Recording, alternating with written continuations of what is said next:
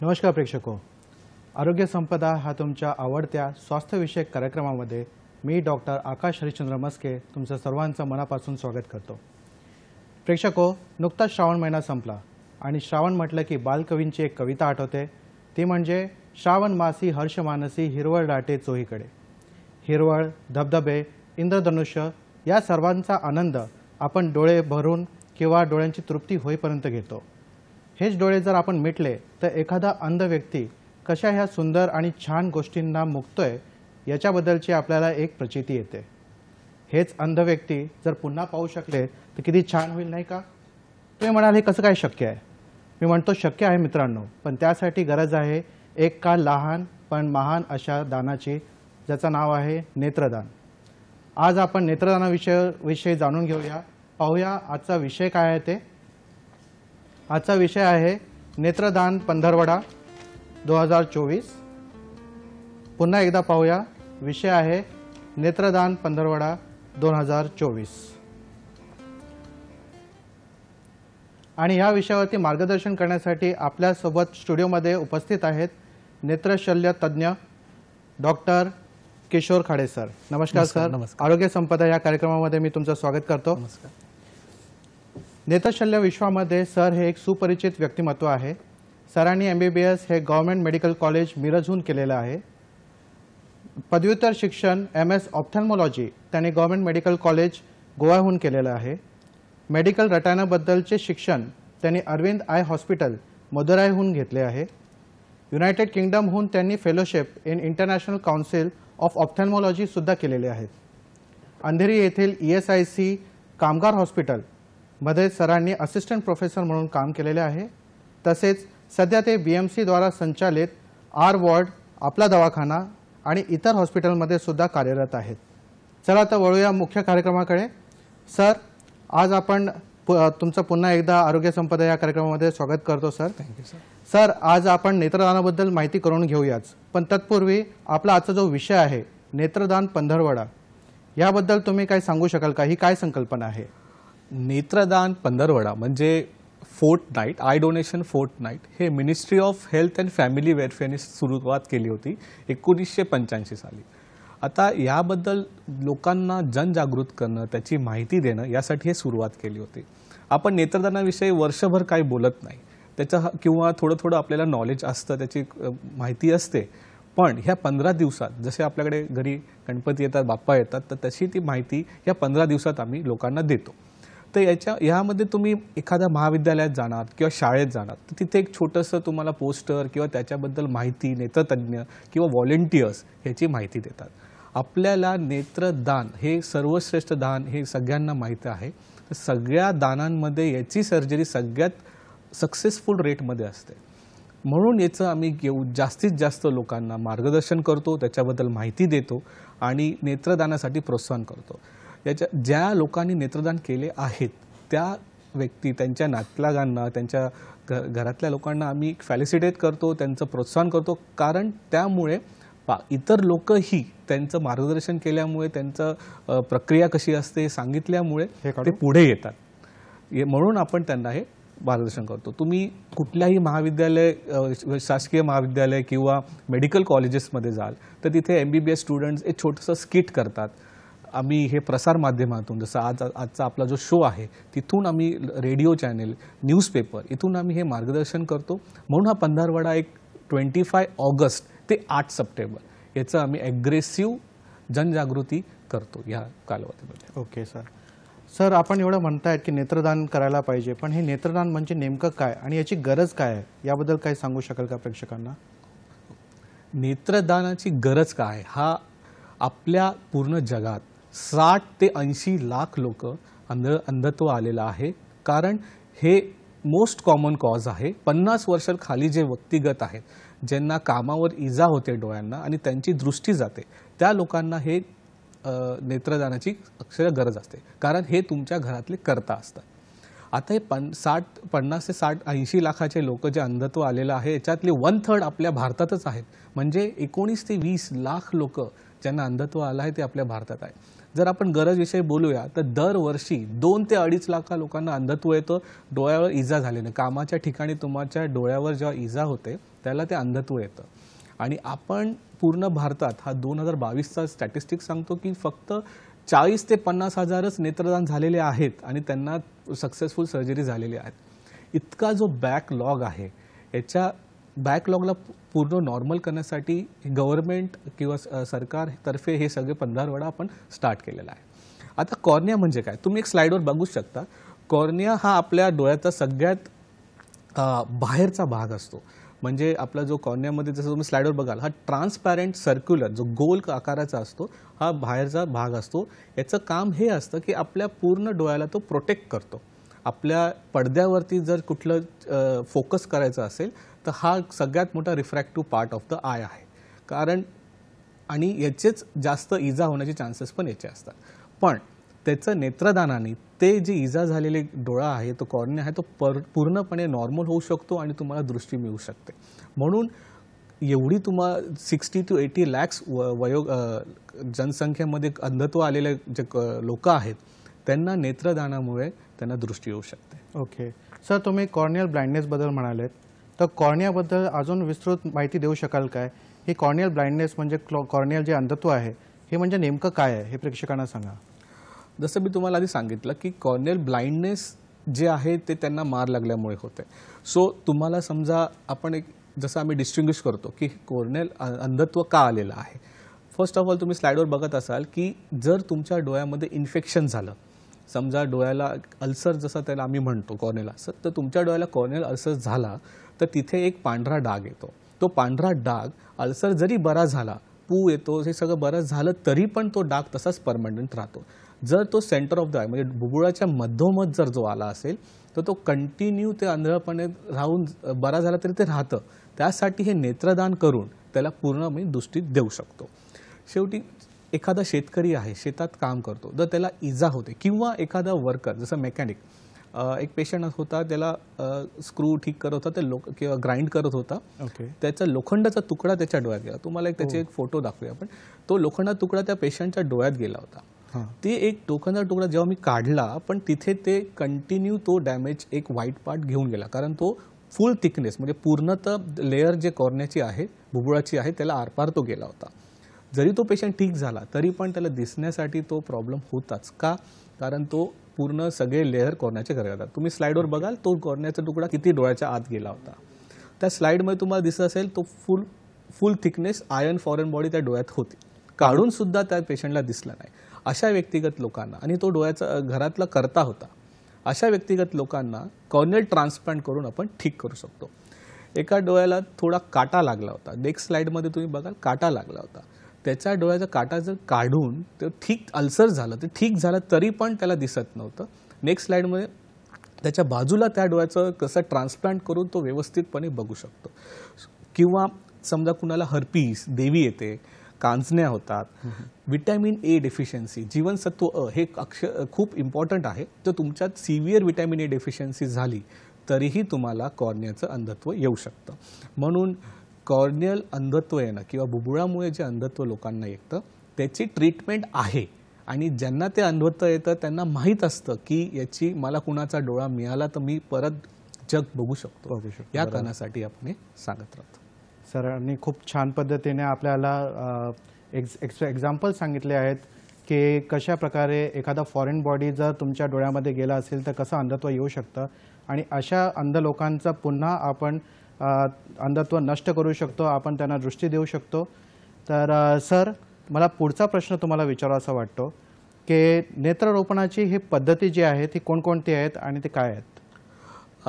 नेत्ररोपण जे आपण करतो त्याला आपण एक 2 डिस्टिंग्विश करू शकतो. जसं मी तुम्हाला आधी सांगितलं की नेत्र जेव्हा आपण रोपण करतो तर जेव्हा आम्ही कुठल्या पेशंटचा किंवा मृत व्यक्तीचे डोळे आम्ही घेतो त्याचा पूर्णतः भाग आम्ही काढून त्याचे एक लेअर आम्ही वापरू शकतो. म्हणजे समजा एका पेशंटचा मी डोळा काढला तो आम्ही तो 4 ते 6 लोकांमध्ये वापरू शकतो, त्याचा एक लेअर. आता डिपेंड, तुम्ही जर पूर्ण डोळा काढला असेल आणि काही व्यक्तींना फक्त त्याचा अँटीरियर म्हणजे पुढच्या भागाचीच गरज असेल तर आम्ही पुढच्या भागाचाच तो लेअर वापरतो. तर याच्यावरून आपण एक डिस्टिंग्विश करू शकतो की कसं आपण त्याला यूज करू शकतो. एक पेनिट्रेटिंग केराटोप्लास्टी म्हणून म्हणतो आम्ही त्याला. त्याच्यामध्ये काय असतं, पूर्ण डोळा काढून सगळे लेअर आपण त्या बुबुळाचे आपण त्याला वापरतो, त्याला आम्ही बोलतो पेनिट्रेटिंग केरॅटोप्लास्टी. त्याच्या बाहेरचा जर अँटिरियर म्हणजे पुढील भागातला जर लेअर आम्ही वापरतो त्याला बोलतो अँटिरियर केरॅटोप्लास्टी व लॅमेलर केरॅटोप्लास्टी. किंवा मग त्यांचा पोस्टिरियर भाग आम्ही वापरतो त्याला बोलतात डेस्पेस स्ट्रिपिंग केरॅटोप्लास्टी. सो असे 3 लेअरमध्ये आम्ही त्याला डिस्टिंग्विश करतो. दुसरं आम्ही त्याला यूज करतो, समजा कुणाला जसं मी सांगितलं अल्सर झाला आहे, अल्सर बरा झाला, अल्सर बरा होऊन तिथे तो पांढरा डाग राहिला किंवा तो अल्सर बराच होत नाही आहे, कंटिन्यू इन्फेक्शन आहे, जो आपण पहिल्याच्या स्लाईडला बोललो, हा अल्सर बरा होऊन पण तसंच इन्फेक्शन होतं, तर ह्या अल्सरमध्ये तो कॉर्निया पूर्णपणे वितळून जातो because of the severe bacteria जे असतात तिकडे, जीवाणू असतात ते येऊन जातो. त्यामुळे यांना आम्ही हा कॉर्निया तिथे ठेवतो का हा हेल्दी टिश्यू, हा हेल्दी कॉर्निया त्याला हिलिंगसाठी मदत करतो. त्याला आम्ही बोलतो थेरॅप्युटिक केरॅटोप्लास्टी. याच्यावर एक डिस्टिंग्विश होतं. दुसरं व्यक्त जसं ते फॉरेन बॉडी मी दाखवली, हा पेशंट व्यवस्थित झाला, सगळं काही अल्सर नव्हता, फॉरेन बॉडी काढली, दुसरा कॉर्निया तिथे तरी यांना दिसत नव्हतं. मग यांना दिसण्यासाठी जे आपण नेत्ररोपण करतो किंवा कॉर्नियल ट्रान्सप्लांट करतो त्याला आपण म्हणतो ऑप्टिकल केरॅटोप्लास्टी. म्हणजे यांनी काय होतं, यांना दिसायला पूर्णतः परत दिसतं. थर्ड एक गोष्ट असं, समजा ह्या पेशंटला काटा लागला, तुम्ही बघितलं असेल काटा लागून त्याचं पूर्णपणे ते डिफेक्ट झालं होतं, तिथे ते कॉर्नियल टिश्यू जरा सुद्धा उरलेलं नाही आहे, तिथे मी टाका मारू शकत नाही, काहीच करू शकत नाही. या पेशंटला आम्ही एक, जसं आपला पाय फ्रॅक्चर होतो कसं आपण बँडेज प्लास्टर लावतो तसं तिथे एक बँडेज म्हणून एक आम्ही कॉर्नियल ट्रान्सप्लांट करतो. मग आम्ही तेवढा भाग पण करू शकतो. त्याला आम्ही असं टेक्टॉनिक म्हणजे ॲज अ प्रेशर म्हणून, कारण आतलं टिश्यू सगळे बाहेर न येण्याकरता ते आम्ही त्याला टेक्टॉनिक ग्राफ्ट असं म्हणतो. ओके. फोर्थ एक त्याचं कॉज आहे कॉस्मॅटिकसाठी. आता तुम्ही समजा ऑफिसमध्ये असाल, तुम्हाला लहानपणी अनुवंशिक एक आजार आहे की तुमचा कॉर्निया सफेद आहे, तर तुम्ही बाकी काहीच प्रॉब्लेम नाही त्याच्यामध्ये, नजर विजन काहीच नाही आहे, पण सतत कोण ना कोण तुमच्या ह्या डोळ्याला काय झालं असं विचारतोय, एका डोळ्याला काय झालं हो तुम्हाला, हे सतत तुम्ही ट्रेनमध्ये जाल वेगळी नसेल, हे सायकोलॉजिकल ट्रॉमा त्या पेशंटला फार असतो. तो कधीही समजा त्यांना कुठलं लेक्चर द्यायचं असेल किंवा काही मीटिंगमध्ये काही PPT प्रेझेंटेशन द्यायचं असेल तर तो कॉन्फिडन्स त्यांना नसतो. वायवामध्ये पण सुद्धा तुमच्या एक डोळा पांढरा आहे आणि एक डोळा नॉर्मल आहे, तर ते वायवामध्ये पण प्रोफेसर्स विचारतात, एक सहानुभूती येते, तर त्यांना ती नकोशी असते.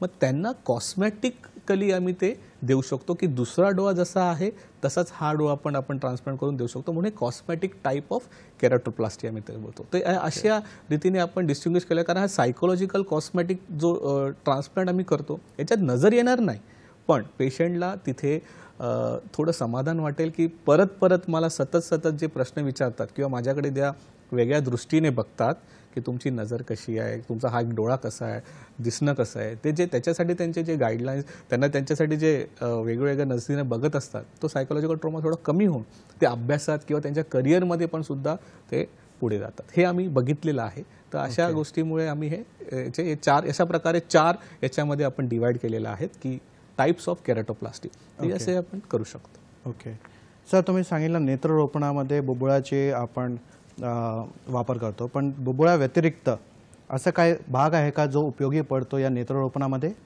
येस, बघा नेत्ररोपणामध्ये आपण फक्त कॉर्नियाच टिश्यू आपण वापरतो, पण आम्ही जेव्हा पेशंटच्या घरी जातो आणि मृत व्यक्तीचा तो आम्ही आम्ही त्याला डोळ्याचं बटन असं म्हणतो, कॉर्नियल बटन, तर तो काढतो, तो बुबुळचा भाग आणि त्याच्या साईडचा आम्ही कॉर्नियाचा एक सफेद भाग असतो त्याला आपण स्क्लेरा असं म्हणतो, तो सुद्धा आम्ही काढतो. आता तो स्क्लेरा काढून आपण कॉर्नियाच वापरू शकतो. स्क्लेरा हा भाग ज्यांना वापरतो, ज्यांचं समजा असं मार लागल्यामुळे स्क्लेरा डिफेक्ट झाला असेल तर त्यांना तो स्क्लेरा वापरू शकतो. काही लोकांना जसं जे बोटीवर काम करतात, बीचवर काम करतात, समुद्र ठिकाणी जास्त असतात किंवा ज्यांना केमिकल इंजुरी झालेली असेल, यांचं लिंबल स्टेम सेल एक नावाचा प्रकार असतो जो आपण कॉर्नियाच्या ॲनाटॉमीमध्ये स्लाईडवर बघू शकतो की लिंबल स्टेम सेल्स हा कॉर्नियाच्या बाजूला एक लेयर असतो, ते तिथे जर डिफेक्ट झाला तर आम्ही ते लिंबल सेल ट्रान्सप्लांट पण करू शकतो.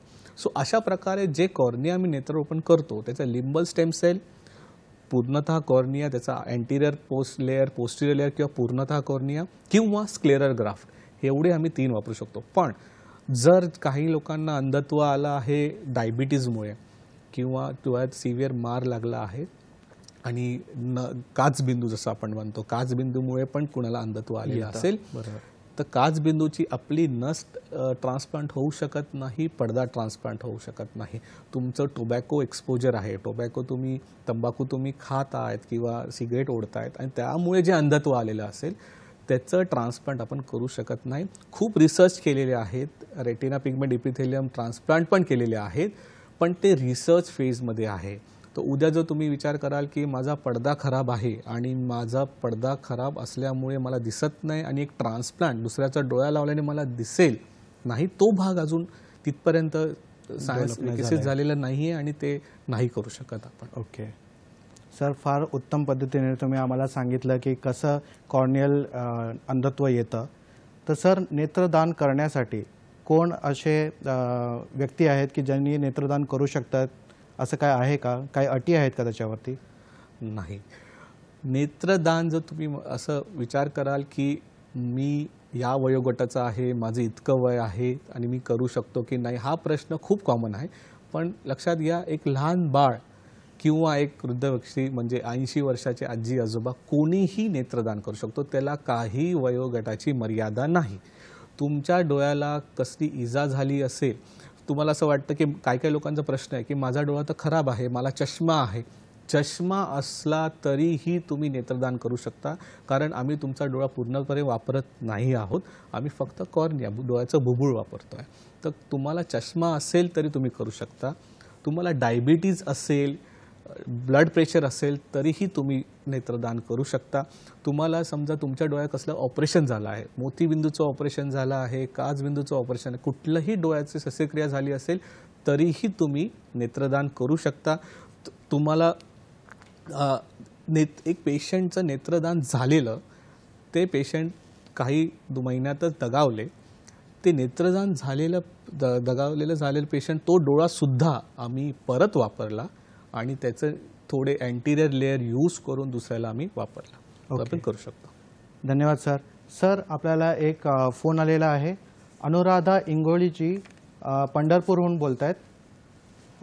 बोला अनुराधाजी, आपला प्रश्न विचारा. नमस्कार. पंढरपूर. नमस्कार डॉक्टर. मी अनुराधा आणि लिंगले पंढरपूरहून बोलते. हां, बोला, प्रश्न विचारा. 2 वर्ष झालं. तुम्ही तुमचा टीव्हीचा आवाज जरा कमी करा. टीव्हीचा आवाज कमी करा. हां. तर आमच्या मालकाचं आहे ना, तर 2 वर्ष झालं शुगरमुळे आहे ना. हा, बोला. तर शुगरमुळे डोळ्याची नस कोरडी पडली म्हणून डॉक्टरने सांगितले. तर ह्याच्यावर काय उपाय आहे का आपल्याकडे? ओके, धन्यवाद अनुराधाजी. सर, काय म्हणाल तुम्ही? जसं मी तुम्हाला आता सांगत होतो की लोकांचा खूप असं समज असतो की माझ्या डोळ्याची नस कोरडी पडली. आता हे पेशंट, अनुराधाने बरोबर प्रश्न विचारलेला आहे, अतिशय इम्पॉर्टंट प्रश्न आहे की त्यांना पण ते आहे की त्यांच्या मिस्टरांची डोळ्याची नजर गेली आहे. 2 वर्ष झालं. त्यांनी तिथल्या तज्ज्ञांना दाखवलं सुद्धा. त्यांनी सांगितलं की त्यांची नस सुकली आहे. आता नस सुकते हे पेशंट म्हणजे यांचा काचबिंदूचा प्रकार एक असतो, किंवा तुम्हाला मार लागला असेल, किंवा ब्रेनमध्ये इन्फेक्शन झालं असेल, किंवा त्यांच्या नसेला इन्फेक्शन झालं असेल. नर्वस टिश्यू म्हणजे नस जी असते याचा उपचार नसतो.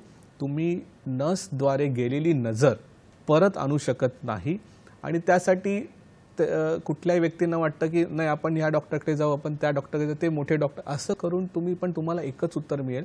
जर तुमच्या नसेमुळे जर नजर कमी झाली असेल तर आय एम सॉरी, त्याला परत आपण आणू शकत नाही, कारण नर्व ट्रान्सप्लांट अजूनपर्यंत कुठेच सक्सेसफुल झालेलं नाही आहे आणि ते अजून रिसर्च फेजमध्येच आहे, पण त्याची नजर तुम्हाला परत आणू शकत नाही. ओके अनुराधाजी, मला खात्री आहे की तुम्हाला सरांच्या या उत्तराने समाधान झालं असेल. आपण ही जी चर्चा आहे ही पुढे नेऊया. आपण पाहिलं आहे की कोण कोण नेत्रदान करू शकतो. आपण ही चर्चा पुढे नेऊया. कोण नेत्रदान करू शकत नाही याबद्दलही माहिती घेऊया, पुढच्या गोष्टीही माहिती करून घेऊया. पण तत्पूर्वी घेऊया एक छोटीशी विश्रांती. तुम्ही कुठे जाऊ नका, पाहत राहा तुमचा आवडता कार्यक्रम आरोग्य संपदा. नमस्कार प्रेक्षको, ब्रेकनंतर तुमचं पुन्हा स्वागत आहे. आपल्यासोबत आहेत डॉक्टर किशोर खाडे सर, आणि आपण चर्चा करत आहोत नेत्रदान पंधरवडा याबद्दल. तर सर, आपण सांगितलं की नेत्रदान कोण करू शकतो, पण असे कोणी व्यक्ती आहेत का की जे नेत्रदान करू शकत नाही, की ज्यांना नेत्रदान वर्ज्य आहे, असे आहेत कोणी? हो हो. तुम्हाला समजा व्हायरल इन्फेक्शन झालं असेल, एक्झाम्पल तुम्हाला HIV व्हायरस इन्फेक्शन झालं असेल, हिपॅटायटिस B, C किंवा मग तुम्हाला मेनिंजायटिस झालं असेल, अशा पेशंटला कॉर्नियलद्वारा तो परत होऊ शकतो. याचं असं रिसर्च किंवा याचे एव्हिडन्स खूप फारसे कमी आहेत, but on a precautionary ground, म्हणजे एक प्रिकॉशन म्हणून आम्ही ते करत नाही. म्हणून हिपॅटायटिस B, HIV या पेशंटला आम्ही नाही सांगतो. समजा कुणाचं कुठला व्यक्ती severe organ failure, multi organ failure किंवा सेप्टिसिमियाने दगावले असतील तर त्यांचाही कॉर्निया किंवा बुबुळ आम्ही घेत नाही. समजा तुम्हाला कॅन्सर असेल, जसं ब्लड कॅन्सर म्हणा, लुकेमिया, कुठलाही कॅन्सर ज्याचे मेटास्टासिस सिव्हिअर बॉडीमध्ये पसरलेला असेल तर तो कॉर्नियामध्ये पण जाऊ शकतो. सो वी डोंट टेक, आम्ही ते कॉर्नियल टिश्यू तो पेशंटचा, त्या पेशंटचा आम्ही कॉर्निया, त्यांना आम्ही मेजर कॉन्ट्राइंडिकेशन असतात. कुणाला रेबीज झाला असेल किंवा मग कुणाला टिटॅनस झाला असेल, आपण कुठल्याही पत्रा लागल्यावर टीटीचं इंजेक्शन का घ्यायला सांगतो की टिटॅनस हा एक असा आजार आहे की त्यांचे ऑर्गन्स सुद्धा निकामी होतात. सो आम्ही टिटॅनस पेशंटनी जर दगावला असेल तर त्यांचे आम्ही कॉर्निया घेत नाही. कोविड-19 त्याच्याबद्दल एक मला महत्त्वाचं बोलायचं आहे. कोविड-19 जर तुम्हाला तुमच्यामध्ये ॲक्टिव्ह असेल तर 14 दिवसांचा किंवा 1 महिन्याचा कालावधी सोडून तो ॲक्टिव्ह फेज गेल्यानंतर, क्वारंटाईन गेल्यानंतर पण त्यांचा करू शकतो. पण कोविड-19 ॲक्टिव्ह असल्यावरतीही आम्ही त्याचा कॉर्निया टिश्यू घेत नाही. आणि लास्टली म्हणजे तुमचा जर कॉर्नियाच किंवा बुबुळच पूर्ण निकामी झालं असेल तर त्याचा तो वेस्ट होणार पूर्ण, म्हणून तो आम्ही तो घेऊ नाही शकत. त्याचा सेल काउंट कमी असेल, कॉर्नियाला सूज आली असेल तर आम्ही तो घेत नाही. ओके. तर प्रेक्षक हो, सरांनी खूप सुंदर आणि सोप्या पद्धतीमध्ये आपल्याला नेत्रदानाविषयी माहिती सांगितली आहे. पण एवढंच सोपं नेत्रदानाची प्रक्रिया आहे का हे जाणून घेऊया. सर, नेत्रदानाची जी प्रक्रिया आहे ते कशी आहे आणि त्याबद्दल काय रजिस्ट्रेशन करावं लागतं, असं काय आहे का? नेत्रदानाची प्रक्रिया फारच गव्हर्नमेंटनी इतकी सोपी आणि सरळ केली आहे की तुम्ही कुठेही असाल महाराष्ट्रामध्ये, तुम्ही तुमच्या आजूबाजूला कुठलं वैद्यकीय महाविद्यालय असेल, कम्युनिटी हेल्थ सेंटर असेल, PHC असेल किंवा कुठले नेत्रतज्ञ असेल, त्यांच्याकडे जाऊन तुम्ही एक इच्छा ज्यांना असेल नेत्रदानाची ते एक इच्छा व्यक्त करू शकता आणि तुम्ही तिथे एक रजिस्टर करू शकता. आता रजिस्ट्रेशन काय असतं, एक तुम्हाला प्रतिज्ञापत्र द्यायचं असतो, प्लेज फॉर्म आपण त्याला बोलतो. तुम्ही प्रतिज्ञापत्र तिथे द्या की मला नेत्रदान करायचं आहे. तुमचं डायबिटिक हिस्ट्री, हायपरटेन्शन, काय आजार आहे त्याची पूर्ण इन्फॉर्मेशन तिथे घेतली जाते. ती इन्फॉर्मेशन ते रजिस्टर करतात आणि आयबँकमध्ये हे नोंदणी होते. तर ते रजिस्टर फॉर्म भरल्यानंतर तुम्हाला ते कार्ड देतात. ते कार्ड तुमच्याजवळ ठेवलं, तुम्ही तुमच्याजवळ ठेवा. तिथे एक नंबर असतो, टोल फ्री नंबर असतो तो, म्हणून तो तुम्ही परत कॉल करू शकता. आणि तेच हां बोला. हां, तर सर आपल्याकडे एक कॉल आलेला आहे. साधनाजी आहेत गोव्याहून. साधनाजी, आपला प्रश्न विचारा. सर, मी साधना धारवाडकर बोलते. नमस्कार. गोव्यावरून. नमस्कार. मला प्रश्न विचारायचा आहे असा की मी मुंबई, साधना धारवाडकर बोलते मी गोव्यावरून. बोला. डॉक्टर, मला विचारायचं होतं, मी 1974 मध्ये मी फॉर्म भरला होता आय डोनेशनचा. त्यांनी आम्हाला कार्ड दिलं, पण त्या कार्डवर संपर्क नंबर वगैरे काही नाही आहे. टाइम्स ऑफ इंडियाने आयोजित केलेला कार्यक्रम होता. आणि आता बरीच वर्ष झाली आम्ही गोव्यात सेटल आहोत. तर आता आमचं वय 75 आहे.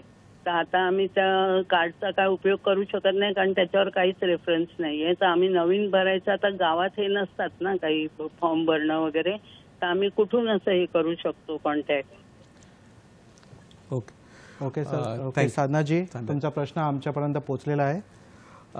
सर साधनाजी, तुम्ही मस्त एकदम अतिशय उत्कृष्ट प्रश्न विचारला की जर त्याचा टोल फ्री नंबर नाही आहे, कारण आता हे ड्राईव्ह चालू केलं होतं टाइम्स ऑफ इंडिया, त्यांनी तो टोल फ्री नंबर नाही दिला, तरी पण गोवामध्ये बांबोळीमध्ये गोवा मेडिकल कॉलेजमध्ये तुम्ही जाऊन त्याची नोंदणी करू शकता. किंवा जर तुम्ही सांगता की मी गोव्याच्या एका गावात राहते, तर गोव्याच्या गावामध्ये पण म्हापसाला एक नॉर्थ डिस्ट्रिक्ट हॉस्पिटल आहे आणि तेच तुम्ही मडगाव साईडला राहत असाल कर्नाटक बॉर्डरला, तर तुम्हाला तिकडे मडगावला पण एक साऊथ डिस्ट्रिक्ट हॉस्पिटल असेल. जर तुम्ही पोंडाला राहत असाल तर तिकडे पोंडाच्या साईडला राहत असाल तर तिकडे पोंडाचं पण एक सब डिस्ट्रिक्ट हॉस्पिटल आहे. या 4 हॉस्पिटलची मी नावं सांगितली आहेत. या 4ही हॉस्पिटलमध्ये तुम्ही पुन्हा नोंदणी करू शकता किंवा गोव्याला सतत आय कॅम्प्स होत राहतात. कारण मी तिथूनच शिक्षण घेतलंय तर मला माहिती आहे तिथे आय कॅम्प्स भरपूर होतात. तुम्ही आय कॅम्प्समध्ये पण द्वारा तिथे नोंदणी करू शकतात. तुम्हाला तिथे रजिस्ट्रेशन करायला फार इझी आहे आणि तिथे रजिस्टर करून तुम्ही तिथे एक नोंदणी तुम्हाला टोल फ्री नंबर मिळेल. गोव्यामध्ये एक PHC भरपूर ठिकाणी आहेत, तिथूनही तुम्ही त्यांचा संपर्क घेऊ शकता. तिथे आय बँक पणजीला आहे, तिथे पण तुम्ही संपर्क साधू शकता. मापसाला सुद्धा आहे, तिथे पण तुम्ही संपर्क साधू शकता. धन्यवाद सर. साधनाजी, मला खात्री आहे की तुम्हाला तुमच्या प्रश्नाचे उत्तर मिळाले असेल. सर, तुम्ही म्हणतात की आपण नेत्रदान करायचं. समजा एखाद्या मित्राला माझ्या नेत्रदान करायचं आहे, तर अशी कोणती संस्था आहेत का की जे त्याला मदत करू शकतील किंवा त्याला त्याच्याबद्दलची माहिती देऊ शकेल? हो, अशा बऱ्याचशा संस्था आहेत जिथे तुम्ही नेत्रदानाची माहिती घेऊ शकता किंवा त्यांच्याशी तुम्ही रजिस्टर करू शकता. जसं मी तुम्हाला सांगत होतो की तुम्ही रजिस्टर केलं असेल, जसं या साधना यांनी रजिस्टर केलं होतं साधनाजींनी, तसं तुम्ही रजिस्टर करून जाऊ शकता. जर समजा काही कालावधी तुम्हाला रजिस्ट्रेशन नाही करता आलं तर दुसरा एक सरळ उपाय आहे की तुम्ही तुमच्या नातलगांना सांगू शकता, तुमच्या रिलेटिव्हजला, की मला नेत्रदान करायचं आहे. तुम्ही कुठेही असाल भारतात तर तुम्हाला ऑनलाईन सुद्धा भरता येतं. ऑनलाईन तुम्ही आय डोनेशन जर केलं तर तुम्हाला नॅशनल आय बँक असोसिएशनचं पुन्हा एक पेज येईल, तिथं तुम्ही डोनेट करू शकता. सेकंड, तुम्ही रजिस्टर नसाल तर कुठलेही जवळपास आय बँकला तुम्ही फोन कराल तर तिथले तज्ज्ञ तुमच्याकडे येतील आणि ते आय डोनेशन तुमचं इझी प्रकारे होऊ शकतं. हॉस्पिटलमध्ये जर तुम्ही मृत्यू झाला असाल तर तुम्ही रजिस्ट्रेशन नसेल केलं तर हॉस्पिटलमध्ये आजकाल मोठ्या मोठ्या शहरामध्ये पण एक ग्रीफ काउन्सिलर्स म्हणून असतात. तर ग्रीफ काउन्सिलर्स काय करतात, ते जनरली जे दगावले असतात त्यांच्या नातेवाईकांना एक काउन्सिल करतात की ऑर्गन डोनेशन हे किती इम्पॉर्टंट आहे. आणि या ऑर्गन डोनेशनमध्ये जर ते सहमत असेल त्यांची तर हे ग्रीफ काउन्सिलर सुद्धा हे सुरळीतपणे हे करू शकतात. की ते सगळं फॉर्म भरतात तुमचे, तुम्हाला रजिस्ट्रेशन पासून तुमचा प्लेज फॉर्म आणि तुम्हाला एक ॲप्रिशिएशन सर्टिफिकेट सुद्धा मिळतं. ते ॲप्रिशिएशन सर्टिफिकेट तुम्ही जपून ठेवलं आणि काही कारणवश कोणीही तुमच्या रिलेटिव्हजमध्ये नातलगांमध्ये काही अशी डोळ्याची इजा झाली आणि दृष्टी कमी झाली असेल त्यांनाही ते वापरता येतं आणि त्यांना फर्स्ट प्रेफरन्स प्राधान्य मिळालं जातं की त्यांनी त्यांच्या रिलेटिव्हनी डोनेट केला असेल तर ती वेटिंग लिस्टमध्ये त्यांना पुढे नंबर दिला जातो, पहिला प्राधान्य असं. म्हणून ते पण एक करू शकतो. तसंच बरेचसे गव्हर्नमेंट कुठल्याही महाविद्यालयात तुम्ही जा, गव्हर्नमेंट मेडिकल कॉलेजमध्ये नेत्रदानाचं सोय असते, तिथेही काउन्सिलर्स असतात, तिथे ऑर्गन डोनेशनचे काउन्सिलर्स असतात. तुम्हाला माय आय फाउंडेशन नावाची संस्था आहे, नॉर्थ इंडिया फाउंडेशन संस्था आहे, महाराष्ट्रामध्ये आहे, आपल्या महात्मे आय हॉस्पिटल तिकडे पण आय बँक आहे, रोटरी क्लबचे आय बँक्स आहेत. हे बरेचसे असे आय बँक्स आहेत जिकडे हे नॉन प्रॉफिटेबल संस्था आहेत किंवा गव्हर्नमेंट अनुदानित असतात. तर इथे तुम्ही जाऊन तुमचं रजिस्ट्रेशन करून तुम्ही पुढे जाऊ शकता आणि तुमचं रजिस्ट्रेशन नसेल तर ह्या आय बँकला फोन कराल तर ते येतील तुमच्याकडे करायला. ओके सर, तुम्ही सांगितलं की नेत्ररोपण करू शकतो आपण, पण नेत्ररोपण एकदा केल्यानंतर पुन्हा करायची गरज अशी भासते का कधी, किंवा त्याच्याबद्दलचे काही कॉम्प्लिकेशन्स आहेत का? हो, नेत्ररोपण केल्यावरती मोस्ट ऑफ द नेत्ररोपण सक्सेसफुल होतात, पण काही कारणावश जसं आम्ही बोलतो थेरॅप्युटिक जसं केलं ज्याच्यामुळे इन्फेक्शन झालेलं असेल, सर त्यांना एक नेत्ररोपण केल्याने तुम्ही समजा त्यांचं पेशंटचं तो पूर्ण तो मेल्ट झाला, कॉर्नियल मेल्ट झाला तर परत तो नेत्ररोपण करायची गरज पडू शकते. किंवा ज्या व्यक्तीमध्ये पूर्णतः लेअर इन्व्हॉल्व असतात त्या पेशंट्सला परत आपल्याला नेत्ररोपण करायची गरज पडू शकते. पण असं जनरली कमी होतं, पण आपण त्यांना एक अँटी लॅमेलर किंवा पोस्टे लॅमेलर करून त्यांना थांबवू शकतो. वा, छान. सर, जर एखाद्याने नेत्रदान केलं तर मग त्या नेत्रदानाचे किती लोकांना लाभ मिळू शकतो, किती लोकांची दृष्टी पुन्हा येऊ शकते? जसं आपण एका पेशंटचा एक डोळा, त्याचं एक कॉर्निया किंवा बुबुळ आपण जे घेतो त्याचा तो पूर्णतः वापर जर नाही झाला तर त्याचा एंटिरियर कॉर्निया, पोस्टिरियर पार्ट किंवा त्याचं एखादं चिप, इव्हन लिंबल स्टेम सेल जे मी तुम्हाला सांगितलं बुबुळाच्या भोवती जे सेल्स असतात ते लिंबल सेल्स सुद्धा आपण वापरू शकतो. तसं आपण प्रत्येक जर पार्ट बघितला तर 4 ते 6 लोकांमध्ये एक डोळा वापरू शकतो. म्हणजे तुमच्या एक डोळा 4 ते 6 लोकांना दृष्टी देऊ शकतो आणि त्यांचं पूर्ण, कारण ह्या लोकांना माहीत असतं दुसऱ्याचा डोळा जर मिळाला तर मला दृष्टी येईल. तर प्लीज हे नेत्रदान एक सर्वश्रेष्ठ दान आहे आणि सक्सेसफुल दान आहे. तर तुम्ही ते एक डोळा देऊन आपण 4 ते 6 लोकांना दृष्टी देऊ शकतो. मग त्याच्यामध्ये कॉम्प्लिकेशन्स असे काही नाही जास्त? कॉम्प्लिकेशन्स डोळ्याचे ॲज सच नेत्रदानाने फार कमी आहे. हा ग्राफ फेल्युअर हे मोस्ट कॉमन ग्लास आहे. पण मी तुम्हाला एक एक्झाम्पल देईल. जर एका व्यक्तीला चष्मा आहे आणि आपण एक लहान बाळ घेऊया ज्याला तुम्ही स्क्रीनवर बघू शकता, लहान बाळाला आधीपासून दिसत नाहीये, ठीक आहे, की त्या पेशंटला जर आपण डोळा देतोय, चष्म्याला काय दिसतोय, समोरून व्यक्ती येतोय, तो दिसतोय व्यक्ती आहे, ब्लर दिसतोय, पण ज्याला तो व्यक्तीच दिसत नाहीये, बरोबर, त्याला आपण जर ट्रान्सप्लांट केलं तर त्याला थोडं तरी दिसेल. तो ज्यांना काहीच दिसत नाही आणि त्यांना थोडं तरी दिसायला लागलं तर त्या कॉम्प्लिकेशनला ते ओव्हरकम करतात, की तुम्हाला वाटतं की मला थोडंसं दिसलं तरी बस झालं, पण नाही, त्यांना काहीच दिसत नाही. सो कॉम्प्लिकेशन असून सुद्धा ती थोडीशी नजर जे त्यांना त्याच्यामध्ये जे समाधान किंवा ते जेवढे खुश होतात तेवढं आपण कॉम्प्लिकेशनला करू शकत नाही. ओके सर, आपण हे जे नेत्रदान करतोय किंवा नेत्ररोपण ही प्रक्रिया करतोय, तर ही प्रक्रिया करताना आपण प्राण्यांचा वापर करू शकत नाही का? ते एक खूप मोठी मिथ आहे की आपण प्राण्यांचे डोळे वापरू शकतो का. एक ARMD म्हणून एक कंडिशन असते पडद्याचे, त्याच्यामध्ये एक रेटिनल पिगमेंट इपिथेलियम आम्ही वापरून बघितले होते, त्याचं खूप प्रोसेसमध्ये होते, पण ते सक्सेसफुल नव्हतं. जर तुम्ही असे विचार कराल की नेत्ररोपण आपण जे कॉर्निया बुबुळ आपण जे ट्रान्सप्लांट जे सक्सेसफुल चाललंय ते जर एखाद्या प्राण्याचा वापरू शकतो का, तर नाही. आपण कुठल्याच प्राण्याचा डोळ्याचा भाग सध्या अजून वापरलेला नाहीये किंवा त्याचं सक्सेसफुल सर्जरी अजून कुठेच त्याचे रिझल्ट चांगले नाही आलेले आहेत, जरी कुठे केला असेल तरी, पण माझ्या कल्पनेमध्ये एकही वापर केलेला. ओके, धन्यवाद सर. सर, सुशांतजी कॉल करत आहेत, त्यांचा एक कॉल आलेला आहे, साताऱ्याहून बोलतायत ते. सुशांतजी नमस्कार. नमस्कार. नमस्कार सर, प्रश्न विचारा तुमचा. मी साताऱ्यावरून बोलतोय. माझं लहान बाळ आहे, जन्मजातच त्यांना डोळ्याचा पडदा लहान आहे असं सांगितलं गेलं. मी हैदराबाद मधल्या LV प्रसाद हॉस्पिटलमध्ये पण चेकिंग केलं, तर त्यांचंही मत आलं की तुम्ही बाळाची काळजीच घ्या, चष्मा वापरा, एका डोळ्याला झाका असं सांगण्यात आलं. पण त्याचं जे काय आहे त्याच्यामध्ये काय होऊ शकत नाही असं त्यांचं मत आलं. डोळे जाऊ शकतात जर काळजी घेतली नाही तर, अंधत्व येऊ शकतं. यावर मार्गदर्शन की म्हणजे असं काही नवीन टेक्नॉलॉजी येईल का किंवा आहे का की त्याच्यावरती आपण दृष्टी त्यांना पुन्हा मिळू शकेल. तर काय म्हणाल सर सुशांतजीच्या प्रश्नावरती? सुशांतजीचा प्रश्न जो आहे त्याचा मोस्टली जसं त्यांनी मला सांगितलं, LV प्रसादला ते गेले होते, हैदराबादला आहे ते. तर जर त्यांच्या बाळाला अंधत्व, मी एक स्क्रीनवर एक फोटो शेअर करतो, अंधत्व कॉर्नियामुळे असेल, जसं या बाळाला तुम्ही बघू शकता एक सेंटर डॉट आहे, दुसरा फोटो एक वरचे मोठे व्यक्ती आहेत त्यांच्या डोळ्याला एक डाग आहे. तर ह्यामुळे जर अंधत्व असेल, इथे तुम्ही बघू शकता कॉर्निया व्हाईट आहे त्यांचा, बुबुळ त्यांची व्हाईट आहे, तर ह्या पांढरी बुबुळ आपण चेंज करू शकतो. जर ही चेंज होत असेल, ह्या डागामुळे जर अंधत्व आलं असेल तर याला त्यांना नजर येऊ शकते, त्याला आपण असं बोलतो ऑप्टिकल केराटोप्लास्टी. पण जर त्यांनी सांगितलं आहे की तुमची नजर पडद्यामुळे गेली असेल तर ती पुन्हा परत येऊ शकत नाही. पण जर लेझी आय कंडिशन असेल, जर त्यांनी सांगितलं ट्रीटमेंट म्हणजे दुसरा डोळा बंद करा, त्या डोळ्याने बघायला सांगा, त्या कंडिशनला आम्ही एम्ब्लायोपिया असं बोलतो किंवा लेझी आय असं बोलतो.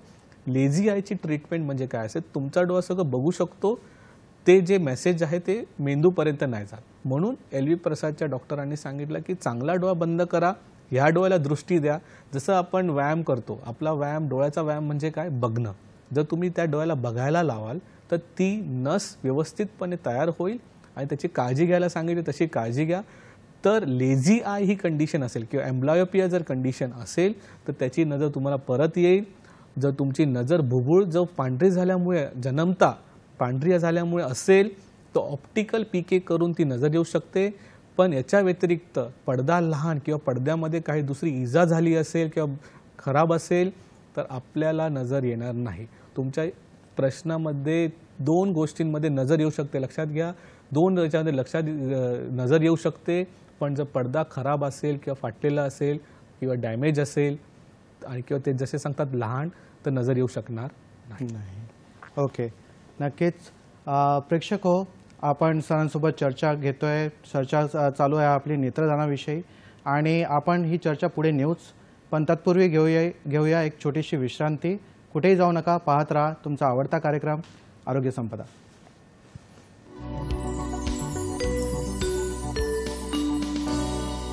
तर प्रेक्षक हो, ब्रेकनंतर तुमचं पुन्हा स्वागत आहे आरोग्य संपदा या तुमच्या आवडत्या कार्यक्रमामध्ये.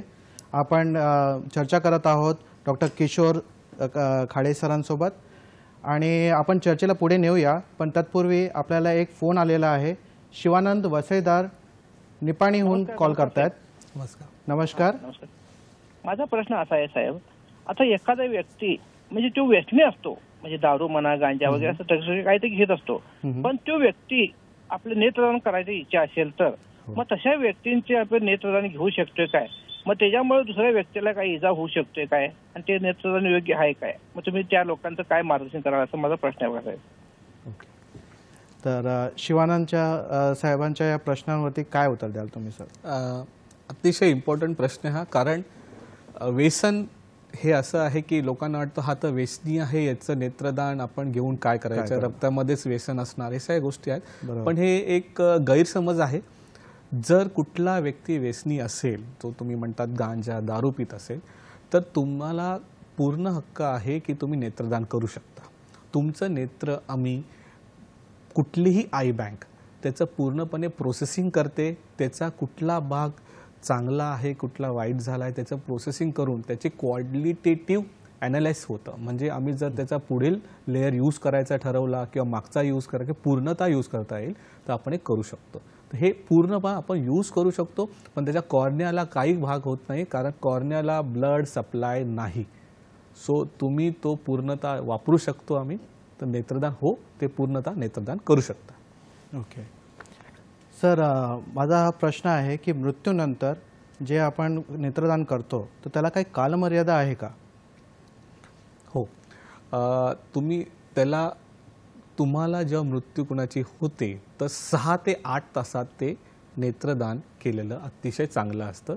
त्याच्यानंतर त्या बुबुळाची जी क्वालिटी असते ती एकदम त्याला सूज येत राहते, म्हणून त्याला आम्ही ते वापरू शकत नाही. आता इमॅजिन पूर्ण अख्खं बुबुळ मला वापरायचं आहे, पण तुम्ही 10 तासाने किंवा 12 तासाने मला फोन केला, कुणाला आय बँकला फोन केला आणि ते तज्ज्ञ तिकडे येऊन त्याचं काढलं, तर त्याची सूज आलेली असते. मी जसं सांगितलं त्याला ब्लड सप्लाय नाही, तर त्याचं ऑक्सिजन म्हणजे हवा, बाहेरच्या वारातून तो ऑक्सिजन घेतो. मागचे जे सेल असतात, पेशी असतात, त्याला आम्ही एंडोथिलियल सेल असं म्हणतो. या एंडोथिलियल सेल्स त्यांना ब्लड सप्लाय, त्याला जे न्यूट्रिशन असते ते देते. जसंच माणूस दगावतो हळूहळू ते एंडोथेलियल सेल्स पण काम करणं कमी होतात. मग त्यांचं काम करणं कमी झाल्यामुळे त्याचं क्वालिटी त्या कॉर्नियाची कमी होते. म्हणून त्याला गरज आहे की तुम्ही जितका लवकर होऊ शकत त्यांना तज्ज्ञांना फोन करा आणि त्यांना प्रश्न, जर तज्ज्ञ तुमच्याकडे आले, ऑब्व्हियसली तुम्ही ग्रीफमध्ये आहात, पण त्यांना त्यांचं काम करू द्या. जर तुम्ही त्यांना प्रश्न उत्तर करत राहाल की आम्हाला बाकीच्यांना पण फ्लेज भरायचा आहे, ते जरा थांबवा, कारण ते काढणं, नेत्र जे काढणं फार महत्त्वाचं आहे आणि त्याला आम्ही प्रिझर्वेटिव्ह बॉक्समध्ये किंवा लिक्विडमध्ये टाकतो, ते फार इम्पॉर्टंट आहे. ते टाकल्यानंतर, त्याच्या ठेवल्यानंतर त्याचं मेंटेन राहतं, तो सेल काउंट जो एंडोथेलियल काउंट असतो व त्याची सूज पण येत नाही. तर प्रिझर्वेटिव्ह बॉक्समध्ये ठेवूच तोपर्यंत तुम्ही थांबा. नंतर तुमचे जे प्रश्न असतील, आय एम शुअर टेक्निकल जे तज्ज्ञ आहेत तिथे तुम्हाला सगळे उत्तरं देतील, पण ते आधी प्रोसेस करू. म्हणजे या प्रक्रियेमध्ये कुटुंबातील जे सदस्य आहे त्यांची भूमिका फार महत्त्वाची दिसते. फारच महत्त्वाची आहे. कारण या प्रक्रियेला जेव्हा तज्ज्ञ तुमच्याकडे येतात तर 15 ते 20 मिनिटात ते बुबुळ काढून नेतात. पण आता यायला आता मुंबईची ट्रॅफिक आहे, पुण्याची ट्रॅफिक आहे, नाशिकच्या ट्रॅफिकमध्ये येऊन उशीर झाला, तर ॲज अ घराचे तुम्ही कुटुंब, तुमचं व्यक्ती जे दगावले त्यांनी एक इच्छा व्यक्त केली आहे की त्यांचं नेत्रदान झालं पाहिजे. तर तुम्ही घरी कसं त्यांचं केअर करा. पहिली गोष्ट, जे तुम्ही ते मृत व्यक्तींचे वरती फॅन ठेवू नका, कारण फॅननी काय होतं, मी तुम्हाला सांगितलं, जो बुबुळ असतो तो ड्राय नाही झाला पाहिजे, त्याला प्रिझर्वेटिव्ह बॉक्समध्ये ठेवलं पाहिजे. तर त्याला ड्राय नका होऊ देऊ. AC चालू ठेवू शकता ज्यांच्या घरी AC आहे, पण फॅन तोंडावरती नको. शक्यतो डोळा बंद ठेवा, त्यांची पापणी बंद करून ठेवलं तर अतिशय बरं वाटेल की Moist राहील. त्याचा डोळा मॉइस्ट राहील, ओलसरपणा राहील आणि मग जो सूज जे मी तुम्हाला होतं सूज येते डोळ्याला, पेशी कमी होते, ते तसं होत नाही. बरोबर. आजकाल हे मोबाईल किंवा कॉम्प्युटरमुळे सगळे डिजिटल एक्सपोजर खूप जास्त आहेत लोकांचा. प्रत्येकाकडे एक घरी कुणाच्या घरी एक लुब्रिकेटिंग आय ड्रॉप जसं आम्ही बोलतो तो असतोच असतो, जो तुमच्या घरी कोणी जर यूज करत असेल तर हिरव्या कलरमध्ये हिरव्या रंगाच्या बाटलीत तो असतो. तर तुम्ही तो ड्रॉप त्या दोन्ही डोळ्यात जर टाकला तर त्याचा ओलसरपणा तो राहतो आणि त्या डोळ्याचे काउंट टिकून राहते. म्हणून घरच्या लोकांनी ही एवढी सगळी काळजी तुम्ही घेतली पाहिजे, कारण हे 15 ते 20 मिनिटाचं प्रोसिजर आहे. बरोबर. त्याच्यात तुम्ही 6 ते 8 तासात आपल्याला ते काढायचं आहे. तो वेळ फार महत्वाचा आहे आणि ते जे काढून नंतर तुम्ही प्रश्न उत्तर विचारून प्लेस फॉर्म करा. दुसरं हे कार्ड जे मी म्हणतो, हे कार्डमध्ये सगळी इन्फॉर्मेशन असते. नंतर काय काहींना प्रश्न असतात की यांना हा आजार होता, तो आजार होता. डोंट वरी, आम्ही तिथे ब्लड ही काढायचो. तिथे ज्या पेशंटचं, ज्या दगावलेल्या व्यक्तीचं आम्ही कॉर्निया काढतो, बुबुळ काढतो, त्यांचं आम्ही थोडंसं रक्तही घेऊन जातो. जर तुम्ही रजिस्टर नसाल, तुमची माहिती नाही आहे, तरीही आम्ही ती क्वालिटी चेक करूनच ते वापरल्या जाईल. कुठलीही आय बँक किंवा नेत्रपेढी जसं ब्लड बँक सारखं पूर्ण डिटेल चेक होतं तसंच चेक होऊन ते वापरलं जाणार आहे. ओके. तर सरांनी फार छान आणि उत्तम पद्धतीने आपल्याला नेत्रदानाविषयी सांगितलं आहे. पण जनसामान्यामध्ये आपण एखादी गोष्ट जर आपण विचार करतो तर त्याच्यामध्ये त्या बाबतीत काही समजुती असतात किंवा काही अंधश्रद्धाही असतात. तर सर, तुमच्या एक्सपिरियन्सनुसार, तुमच्या अनुभवानुसार असे कोणत्या अंधश्रद्धा आहेत का की असे कोणी गैरसमजुती घेऊन आले आहेत का, आणि ते असतील तर काय? हो, फार नेत्रदानाविषयी सगळ्यात जास्त गैरसमज मला वाटतो लोकांना आहे.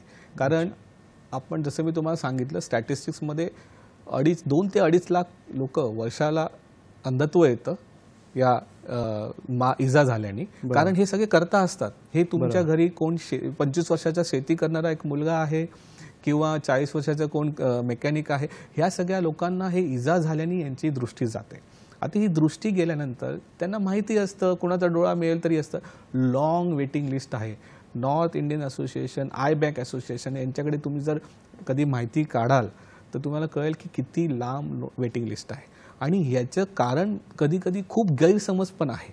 जसं एक गैरसमज आहे की माझ्या नातलगांचा किंवा घरच्यांचे डोळे जर काढले तर त्यांचा चेहरा विद्रूप दिसेल.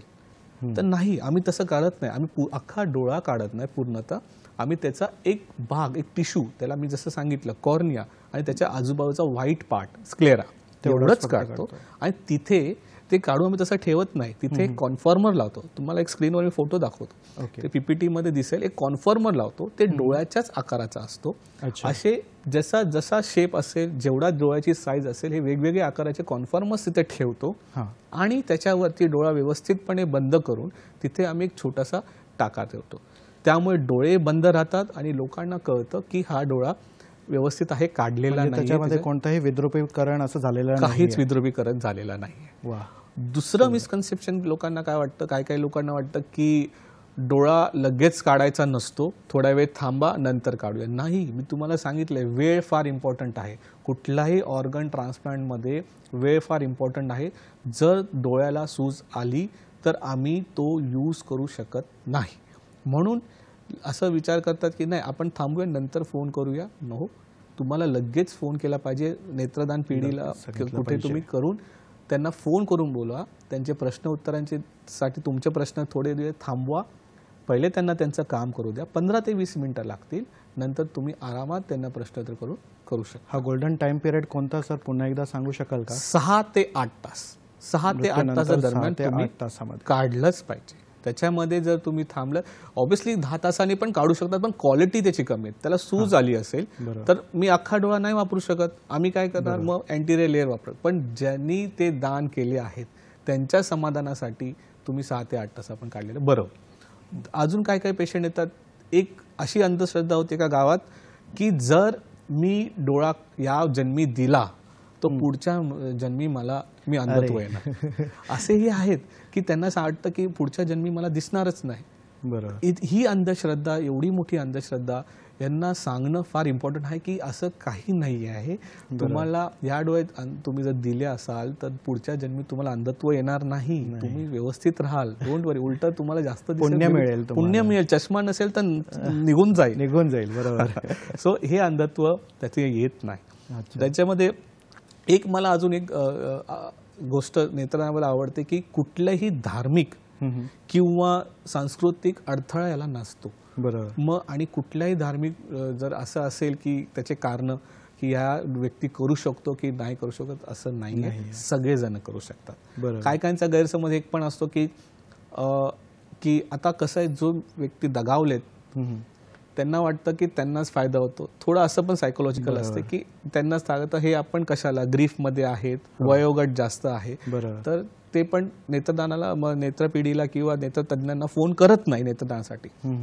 तर मला एवढं म्हणायचं आहे, तुम्ही एक विचार करा, तुम्ही जे भात तांदूळ बनवतोय त्याला एक शेतात ते मार लागलाय, त्याचे नजर गेली, किंवा एक बाळ आहे, जसं आता एक फोन आला होता की त्यांना कितसं वाटत असेल की माझ्या बाळाला दिसेल का. बरोबर. ठीक आहे.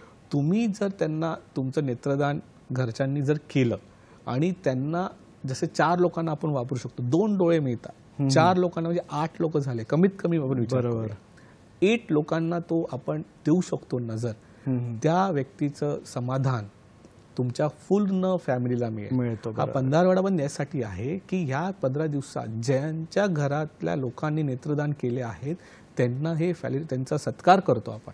का? कारण जास्त सोसायटीमध्ये, तुमच्या सोसायटीमध्ये, बिल्डिंगमध्ये, गावात तुमचं नाव होतं की हां, ह्या व्यक्तीनं या खानदानच्या या घराण्याच्या लोकांनी नेत्रदान केलेलं आहे. तर हे जे तुम्ही विचार कराल की तुमचं फारसं नाव होतं आणि हे एक श्रेष्ठ दान आहे.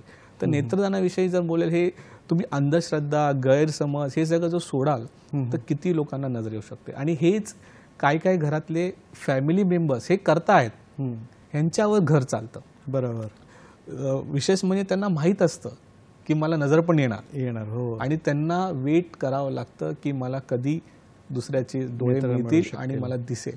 आणि दुसरी सक्सेस रेट बघा ना. तुम्ही जर विचार कराल, किडनी ट्रान्सप्लांट करतोय, हार्ट ट्रान्सप्लांट, नेत्रदाना एवढी किंवा नेत्ररोपणचं जेवढा सक्सेसफुल सर्जरी होतात तेवढं याचे होत नाही. आणि हे लगेच ऍक्सेप्ट करतं. Reason blood supply.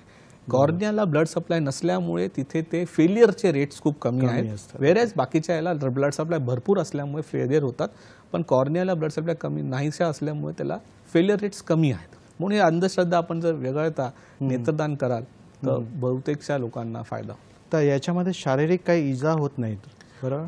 शारीरिक नाही. ते पण लोकांना कसं वाटतं की आता नेत्रदान केलंय तर, आधी एका पेशंटने विचारलं होतं की म्हणजे तुम्ही अख्खा डोळा काढता का, की ते इथले बोन्स वगैरे पण तोडून डोळा काढतात. तसे मेंटल स्थिती असते, कारण गावचे लोक आहेत त्यांना माहित नाही. काही शारीरिक इजा होत नाही. मी तुम्हाला फोटो दाखवला होता, छोटंसं आम्ही एक टिश्यू काढतो, तेवढं काढून तिथेच कन्फर्मर लावतो, त्यांनी पेशंटला तसंच दिसतं. तुम्हाला असं वाटतं की डोळा तिथे एक डिप्रेशन दिसेल किंवा होल दिसेल, तसं काही नाही आहे. कन्फर्मर लावल्यानंतर त्यात डोळा आहे असंच वाटतं. त्यामुळे तुम्हाला असं काय वाटणारच नाही की ते डोळा गेलेला आहे. हे गैरसमज आहेत. याच्या व्यतिरिक्त तुम्ही जर पुढे बघाल ते चांगलं वाटेल. ओके. तर सर, सरते शेवटी तुम्ही प्रेक्षकांना काय सांगाल, काय मेसेज द्याल? मेसेज म्हणजे तुम्हाला एक सिंपल मेसेज देतो की नेत्रदान हे सर्वात श्रेष्ठ दान आहे.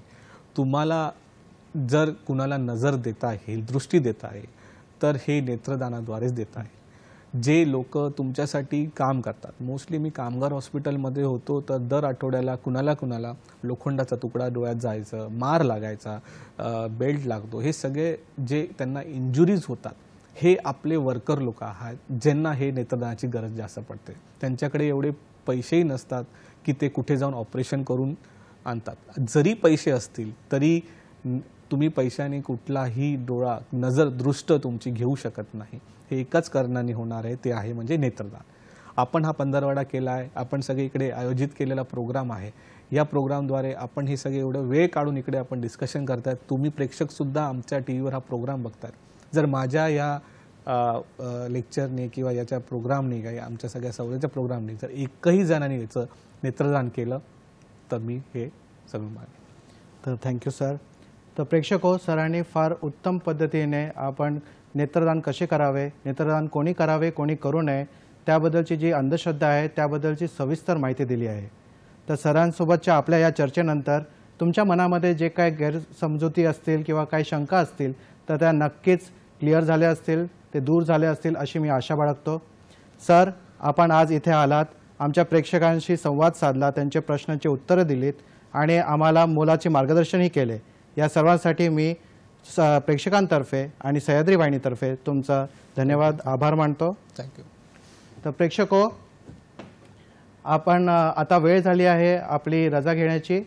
तर पुन्हा भेटूया एका नव्या विषयासह तुमच्या आवडत्या कार्यक्रमामध्ये, ज्याचं नाव आहे आरोग्य संपदा. तोपर्यंत स्वस्थ राहा, मस्त राहा, हसत राहा. धन्यवाद.